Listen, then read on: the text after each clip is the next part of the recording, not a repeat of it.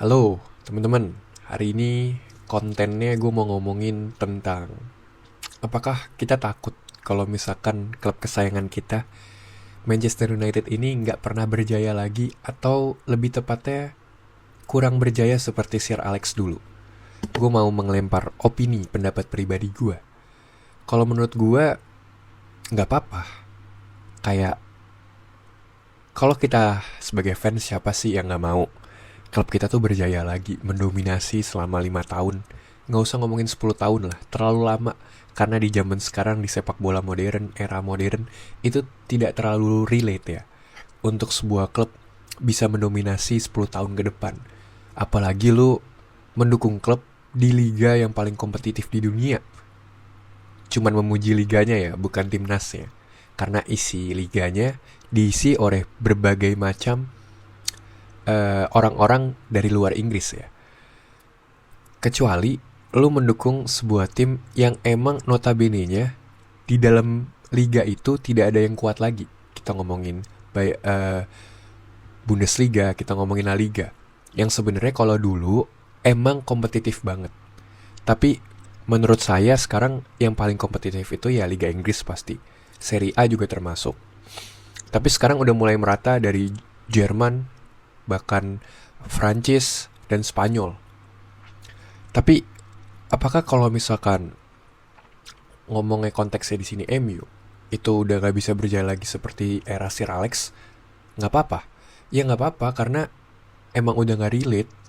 Sir Alex terlalu mendominasi selama 27 tahun. Mungkin itu rekor terlama kali ya. Correct me if I'm wrong ya. Karena selama 27 tahun lu bener-bener mendominasi gitu. Walaupun emang di 5 tahun pertama itu berdarah-darah, berstruggle lah, parah gitu untuk lu bisa membikin tim lu itu layak sebagai title contender. Tapi kan probability-nya dari 27 tahun, di 5 tahun atau 4 tahun berdarah-darah, kan tetap aja Sir Alex bisa mengambil 15 tahun lebih mendominasi di Premier League. Kayaknya gue belum pernah ngeliat. Mungkin Pep apakah sampai segitu, gue kayaknya kurang lupa. Mungkin 10 tahunan Pep atau Jurgen Klopp, correct me if I'm wrong lagi. Tapi nggak apa-apa kalau misalkan nanti ke depannya MU nggak berjaya versi Sir Alex. Karena setiap pelatih pasti dia bikin kejayaan ini klub sesuai dengan apa yang dia pikirkan. Michael Carrick adalah anak buahnya Sir Alex. Pemain yang paling tahu peran vital di skuadnya Sir Alex. Karena Carrick adalah holding midfielder, registanya Inggris. Kalau regista biasa identik banget sama Pirlo dari Itali, ya registanya Inggris ya si Michael Carrick ini. Jadi gue tahu banget dan optimis, walaupun terkadang skeptis karena Carrick kita tahu belum teruji secara signifikan ya. Walaupun dia sudah melewati masa kepelatihannya lumayan lama di Middlesbrough. Terus dia masuk ke interim dengan 14 kemenangan atau 15 kemenangan, beberapa kali seri 3 atau 2, 4 dan kalah cuman 2 kali seingat gue. Ya tetap ada rasa skeptis, tetap ada rasa berpikir kayak apakah dia yang tepat.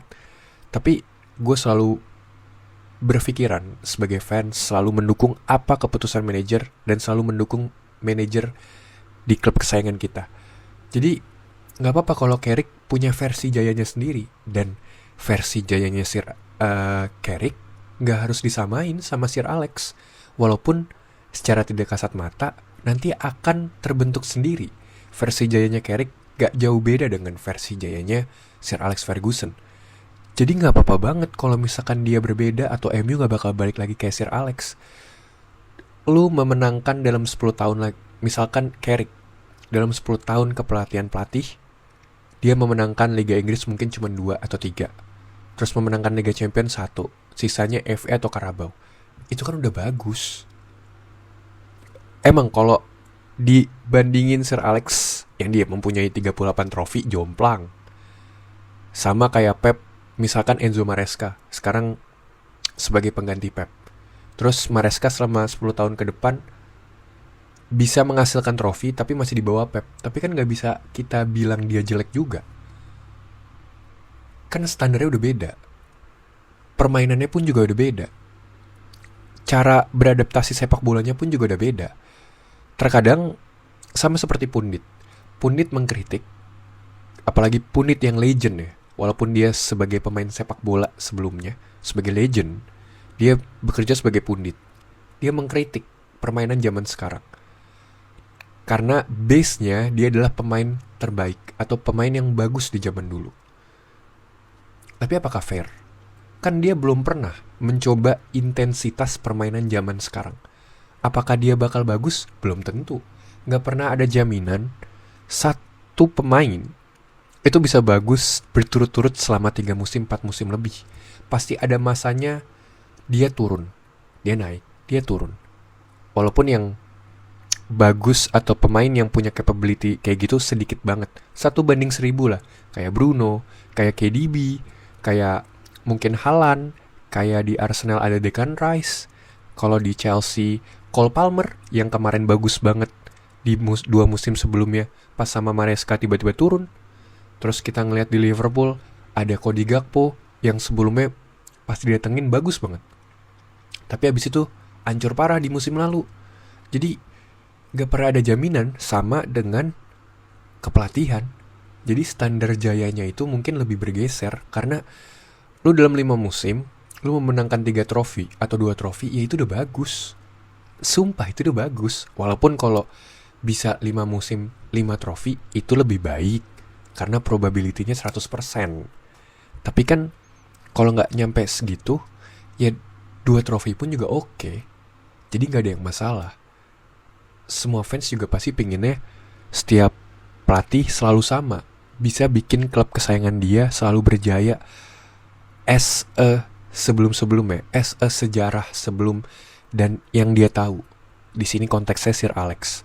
Tapi kalau gue nggak pernah masalah, kalau MU nggak bakal balik berjaya seperti Sir Alex, nggak apa-apa. Karena biar pelatih baru mengukir nama dia sendiri, mengukir sejarah dia sendiri.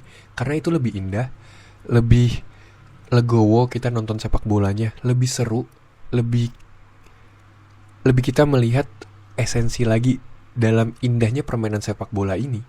Apalagi ditambah di sepak bola modern sekarang, semua pelatih literally mengadu taktik yang benar-benar karena sistematis seperti main catur. Jadi pertandingan itu udah bukan soal yang berada di lapangan, tapi dari komposisi pemilihan pemain, kualitas dari pemain, itu udah menentukan apakah lu bisa menang sama lawan lu sebelum lu masuk ke pertandingan. Literally kayak gitu. One man show tuh udah jarang banget. Seorang pemain bisa bergerak bebas, bisa menunjukkan skill individunya, apalagi konteksnya di Premier League ya. Kalau dia megang 5 detik aja, atau jangankan 5 detik deh, 3 detik dia bisa bergaya-gaya di Premier League sekarang, itu udah hebat itu pemain. Kalau nggak dijegal sama back yang keras banget, yang pace-nya intens banget. Jadi gue nggak pernah masalah kalau misalkan Carrick yang gue harap bakal lama ya di sini, bakal nggak menjadi korban 2-3 musim ke depan lagi. Karena kalau ditarik benang merahnya, kemarin gue bikin konten, ya MU itu DNA-nya karena nggak punya identitas klub ini selama 13 tahun, ya udah DNA lu perpanjang legend aja, jadiin legend sebagai pelatih lu, itu udah terbaik. Mungkin teman-teman segitu aja video kali ini. Kalau misalkan kalian suka, boleh banget di subscribe, likes, dan komen. Kalau misalkan kalian punya ide konten, boleh banget berbagi di kolom komentar. Siapa tahu di next video bisa gue bahas. Thank you teman-teman.